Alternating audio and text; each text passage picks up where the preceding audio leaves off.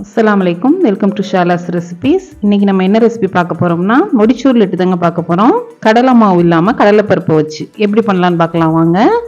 ஒரு பவுலில் 3/4 கப் கடலைப்பருப்பு, அதில் தண்ணி ஊற்றி நல்லா வாஷ் பண்ணிக்கோங்க. பொதுவாகவே முடிச்சூர் லட்டுக்கு வந்து கடலை மாவு தான் சேர்ப்பாங்க. நம்ம கொஞ்சம் டிஃப்ரெண்ட்டாக கடலை பருப்பில் செஞ்சு காமிக்கலாம் அப்படின்னு கடலைப்பருப்பு எடுத்திருக்கேன். இதில் வந்து தண்ணி ஊற்றி ஒரு 2 மணி நேரம் நல்லா ஊற வச்சுருங்க. ஊறட்டும்.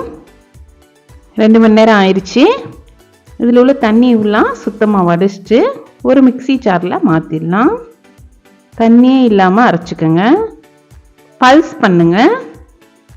மிக்சியில் நைஸாக அரைச்சிடக்கூடாது, பல்ஸ் பண்ணணும்.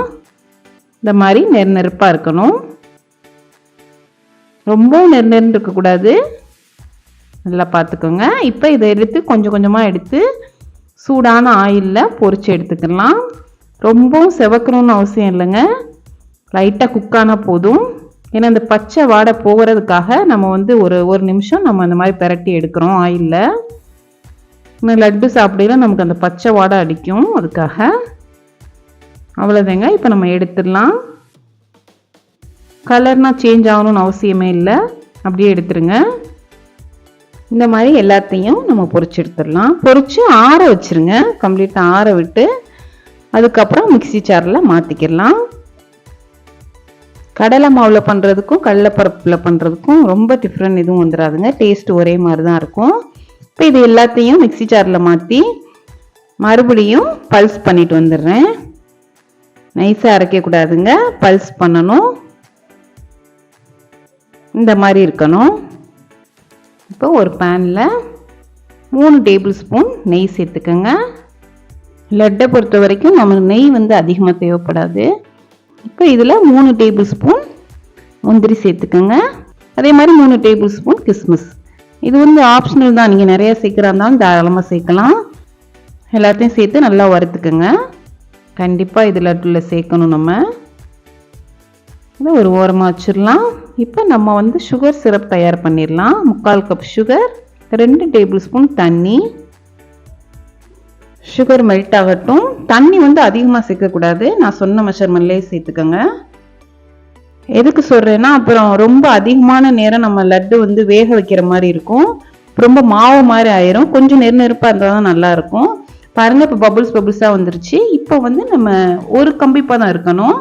இந்த கன்சிஸ்டன்சி கரெக்டாக இருக்கும். இப்போ 1/4 டீஸ்பூன் காடமன் பவுடரும் கொஞ்சம் ஆரஞ்சு ஃபுட் கலரும் சேர்த்துக்கோங்க, பார்க்க அழகாக இருக்கணுங்கிறதுக்காக. இப்போ நம்ம பொடிச்சு வச்ச கடலைப்பருப்பையும் சேர்த்துடலாம். சேர்த்து நல்லா மிக்ஸ் பண்ணிக்கோங்க. இந்த சுகரும் அந்த கடலைப்பருப்பும் நல்லா மிக்ஸ் ஆகணும். இப்போ அடுப்பை நான் ஆஃப் பண்ணிவிட்டு ரோஸ்ட் பண்ண நட்ஸையும் சேர்த்துடலாம்.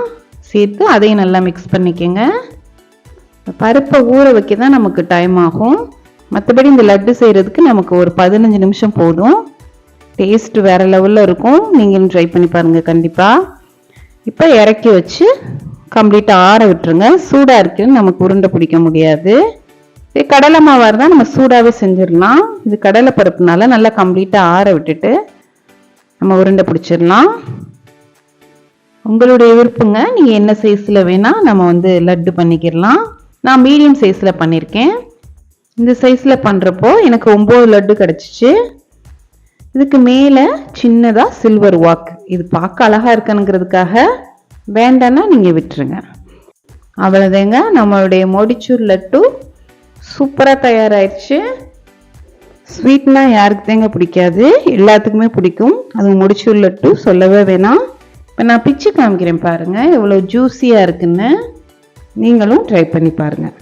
இந்த ரெசிபி உங்களுக்கு பிடிச்சிருந்துச்சுன்னா லைக் பண்ணுங்கள், ஷேர் பண்ணுங்கள், சப்ஸ்கிரைப் பண்ணுங்கள். இன்ஷா அல்லாஹ் நெக்ஸ்ட் வீடியோவில் பார்ப்போம். தேங்க்ஸ் ஃபார் வாட்சிங். பாய்.